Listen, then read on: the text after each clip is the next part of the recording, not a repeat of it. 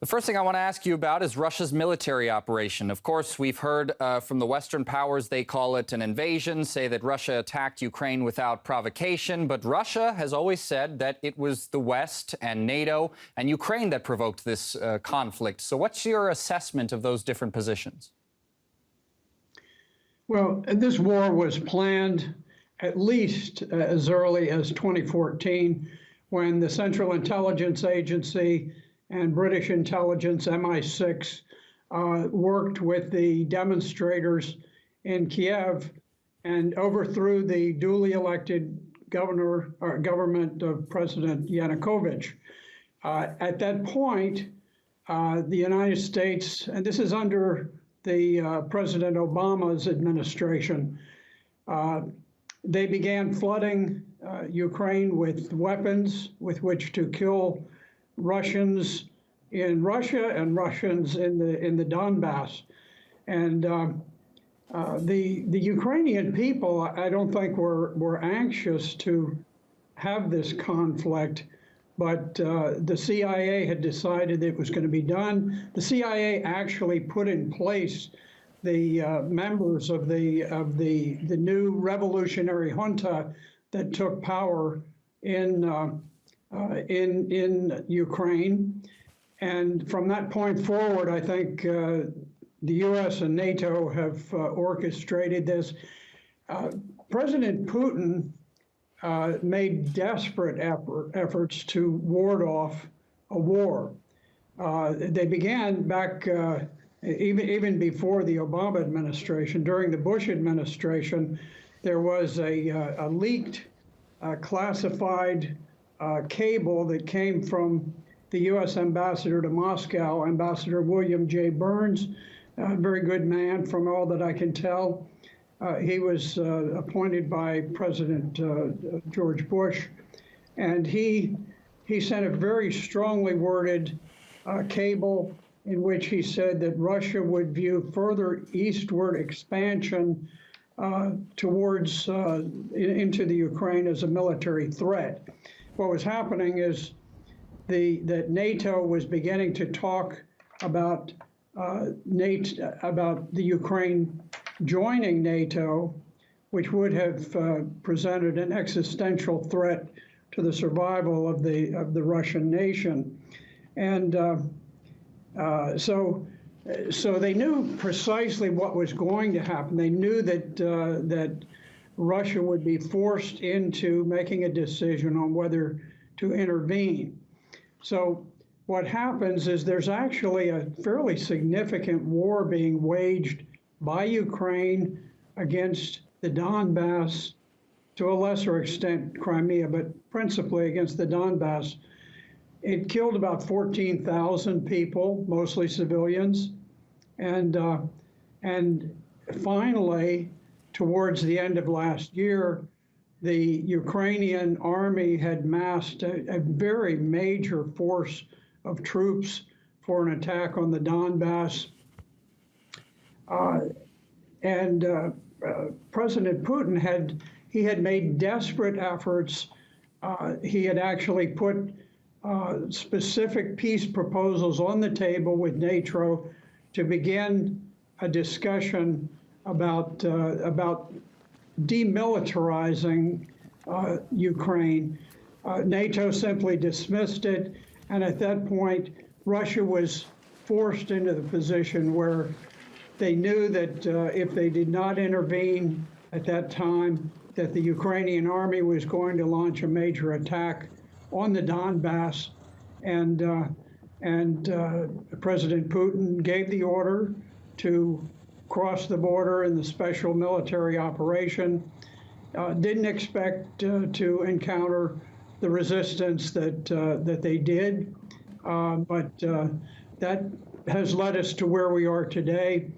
The Russian army is winning the war, and there are just enormous casualties being taken by the Ukrainians. President Zelensky himself admitted they were losing 200 men killed every day. I did some calculations based on the last really bloody war the U.S. fought, which was in Vietnam. I fought in Vietnam myself. And on a per capita basis, Ukraine is losing 60 times as many men per day as the United States lost in this very bloody war in Vietnam. So it's unsustainable. They cannot keep it up. They're losing the very best troops that they have. You can't just replace troops of that quality.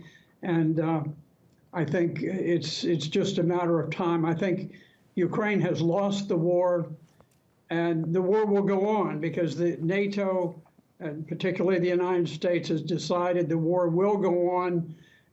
There are tremendous profits to be made by a lot of well-connected sons of politicians, and it's really a shame. It breaks my heart to see Ukrainian soldiers die. It breaks my heart to see Russian soldiers die, all for the politics. I blame this on NATO. I blame it on the president administration in Washington. I think it's a great tragedy for all sides. Well, as you correctly mentioned, of course, the CIA, Washington, NATO, they were all involved in Ukraine long before Russia launched its special military operation. And this is all happening on the backdrop of a long legacy of NATO military interventions in Yugoslavia, Afghanistan, Iraq, Libya, Syria. Do you, on that backdrop, knowing that information, do you think that Western officials and media are treating Russia's special military operation with impartiality? No, not at all. If you look at it, Russia, since the founding of the Russian Federation in 1991, it has been a relatively peaceful nation. Yes, it intervened in Georgia. It didn't provoke the situation in Georgia, but that was a tiny war. There were a total of 900 people killed on both sides. Same thing in Transnistria, very small war, very tiny war. And other than that, the only really significant military action that Russia's engaged in was in Syria. Now, I'm deeply involved in what goes on in Syria. I've followed the war before it even began. I followed it when it started in Libya and then jumped over. Russia did not get involved until the war had been going on for 4 years. And it was only when finally ISIS and Al-Qaeda, the two horrific terror organizations, threatened to potentially overwhelm President Assad's forces in Damascus, that Russia reluctantly went in, and they added their air power. Now, they didn't put much in the way of ground forces into Syria, but they were very helpful with their air power and helped to tip the balance. And then Syria took the war forward and had great success. But if you look at it, Russia has been a peaceful nation, and they did not want, President Putin did not want to go to war in Ukraine, and he was simply forced to the wall. He had no choice. He had to go in because it was either that or risk the loss of the entire country of Russia. Well, one thing that we've been seeing, even since 2014, when Ukrainian troops went into Donbass, we've seen Ukrainian forces continually violate the laws of war. And recently, we've been seeing Ukrainian forces using prohibited landmines, which Kiev earlier claimed to have been decommissioned. We've seen executions of captured Russian soldiers, and Ukraine has reportedly been trying to attack a nuclear power plant controlled by Russian forces in southern Ukraine. Do you think events like this just don't fit the Western narrative, and that's why they're not really getting any attention or coverage there? Yes. The Western media is very heavily censored when it comes to this type of thing. They present a one-sided narrative. They take information from the Ukrainian government and they present it as though it's factual, where really often it's just dreamt up. For example, early in the war, the Ukrainians put out word that there was a pilot that they called the Ghost of Kiev, and the Ghost of Kiev was a fighter pilot of such enormous talent that he managed to shoot down 40 Russian fighter jets. And it turns out, and later this was admitted, that the Ghost of Kiev, it wasn't an exaggeration. It was total fiction. There was no foundation for it. It was just somebody writing like a comic book, and they put it out, and the Western media went with it, and they said, "Oh yes, there's this tremendous hero." They did the same thing with Snake Island, where the Ukrainians reported that there were 13 men, and when confronted by a Russian warship, they used some profanity, and they said, "We're going to fight to the death." Well, in that case, there actually were 13 Ukrainians who were there. They were actually confronted by a Russian warship, and they immediately put down their arms and surrendered. The Russians took them aboard the ship without anyone being injured. They took them back, and within 2 or 3 weeks, they were returned to Ukraine as part of a prisoner swap. But this was portrayed, and it went through the media, through the Western media, as though these 3 men were these incredible heroes. President Zelensky said he was going to make each one of them give the highest award, which I think was the Hero of Ukraine, and none of them did anything. They didn't exchange a single gunshot. They just simply said, "Hey, let us go." They did the sensible thing, and they surrendered. They had no hope against a Russian warship, and but it was a total concoction. Now, normally when I follow war, I follow intelligence and press releases from both sides. But I will tell you, I give very low credibility to anything coming out of Ukraine, because they have simply deliberately fabricated, not just exaggerated, but just fabricated stories out of nothing. So I think they're always to be questioned. Now, the issue of Bucha was very, very important. Bucha was perhaps the major war crime accusation that was made against Russia.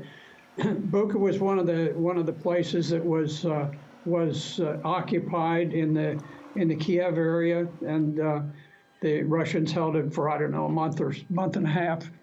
And then when they left, the old mayor of Bucha was joyous. He said, "Look, wonderful, we've been liberated," and all of this. He never mentioned a single thing about people having been killed in the city. It was only 4 days after the Ukrainian army had occupied Bucha for 4 days, that all of a sudden bodies started showing up.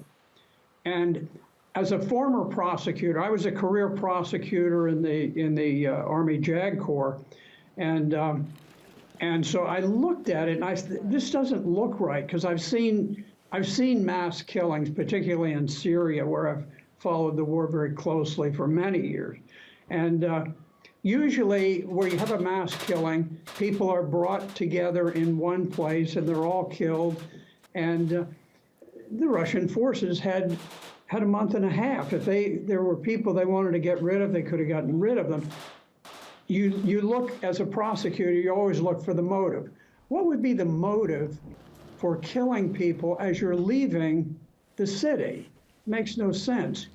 And then I looked at the way that the bodies were on the video that was shown, and it was very unnatural. You'd have someone dead lying by the road here, and then 100 feet up the road, somebody else. They all had their hands zip tied behind them, but they were sort of scattered, and they were scattered right on the roadway. If you're going to commit a war crime, you don't go and say, "Okay, let's let's put them right here on the sidewalk where everybody can see. No, you typically you would hide people, and I tell people that, you know, I've overseen hundreds, well, thousands of prosecutions during my time. And I would gather together the FBI or the Central Intelligence, or not CIA, but the military prosecutors, sometimes British bobbies. Anyway, we come together, and I'd look at a situation and I'd say, you know, I've got a hunch that this is what's going on. Take a look at this. And I'll tell you, looking at this situation in Bucha, I noticed that the casualties were wearing armbands. Now, there are two kinds of armbands. If you are pro-Ukrainian, you wear a blue armband. If you are either pro-Russian or you are just neutral, you wear a white armband.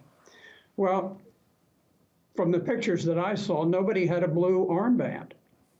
Nobody had identified themselves as a sympathizer of the Ukrainians. They were all wearing white armbands, which meant either Russian or just neutral. So my hunch, and I could be wrong, I don't know what happened, but I'm very suspicious that what happened is that after the Ukrainian army moved in, they identified individuals who had cooperated with the Russian army while it occupied Bucha, and that after the Russians pulled out, they identified those people, they executed them, and then they staged them along the road in order to blame the whole thing on Russia. Now, I could be wrong, this is just a theory, but to me, the motive was there for the Ukrainians to execute people who cooperated. On the other hand, there was no motive whatsoever for Russians to execute people as they're leaving the town. And to me, motive is extremely important. You have to have a reason to go out and to kill people. So we know there are situations where there have been deliberate killings by the Ukrainian army. There's one horrific video where they're bringing in prisoners of war and they're simply gunning them down. Some of them, they put plastic bags on their heads to strangle them. And of course, the men, their arms are zip tied behind their backs so they can't get the bags off their head. It's just horrific war crimes that are very clearly established.